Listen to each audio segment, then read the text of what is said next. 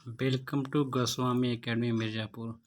धर्म ग्रंथ एवं ऐतिहासिक ग्रंथ से मिलने वाली महत्वपूर्ण जानकारी। भारत का सर्वप्राचीन धर्म ग्रंथ वेद है, जिसके संकलनकर्ता महर्षि कृष्ण द्वैपायन वेद व्यास को माना जाता है। वेद वसुधैव कुटुम्बकम का उपदेश देता है। भारतीय परंपरा वेदों को नित्य तथा अपौरुषेय मानती है। वेद 4 हैं: ऋग्वेद, यजुर्वेद, सामवेद एवं अथर्ववेद। इन 4 वेदों को संहिता कहा जाता है। ऋग्वेद यह सबसे प्राचीन वेद है। ऋचाओं के क्रमबद्ध ज्ञान के संग्रह को ऋग्वेद कहा जाता है। इसमें 10 मंडल, 1028 सूक्त एवं 10,462 ऋचाएँ हैं। इस वेद के ऋचाओं के पढ़ने वाले ऋषि को होत्र कहते हैं। इस वेद से आर्य के राजनीतिक प्रणाली, इतिहास एवं ईश्वर की महिमा के बारे में जानकारी मिलती है।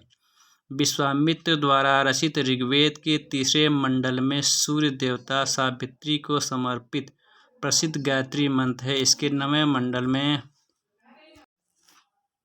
वामनावतार के 3 पगों के आख्यान का प्राचीनतम स्रोत ऋग्वेद है। ऋग्वेद में इंद्र के लिए 250 तथा अग्नि के लिए 200 ऋचाओं की रचना की गई है। प्राचीन इतिहास के साधन के रूप में वैदिक साहित्य में ऋग्वेद के बाद शतपथ ब्राह्मण का स्थान है। यजुर्वेद इसके पाठकर्ता को अध्वर्यु कहते हैं। सस्वर पाठ के लिए मंत्रों तथा बलि के समय अनुपालन के लिए नियमों का संकलन यजुर्वेद कहलाता है। यजुर्वेद में यज्ञों के नियमों एवं विधि विधानों का संकलन मिलता है। इसमें बलिदान विधि का भी वर्णन है। यह एक ऐसा वेद है जो गद्य एवं पद्य दोनों में है। सामवेद। साम का शाब्दिक अर्थ है गान। इस वेद में मुख्यतः यज्ञों के अवसर पर गाए जाने वाले ऋचाओं का संकलन है। इसके पाठकर्ता को उदात्त कहते हैं। इसका संकलन ऋग्वेद पर आधारित है। इसमें 1810 सूक्त हैं, जो प्रायः ऋग्वेद से लिए गए हैं। इसे भारतीय संगीत का जनक कहा जाता है।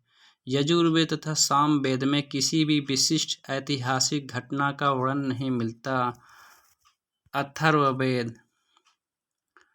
अथर्वा ऋषि द्वारा रचित इस वेद में कुल 731 मंत्र तथा लगभग 6000 पद्य हैं। इसके कुछ मंत्र ऋग्वैदिक मंत्रों से भी प्राचीनता है। औषधों का उल्लेख सबसे पहले अथर्ववेद में मिलता है। ऐतिहासिक दृष्टि से अथर्ववेद का महत्व इस बात में है कि इसमें सामान्य मनुष्यों के विचारों तथा अंधविश्वासों का विवरण मिलता है।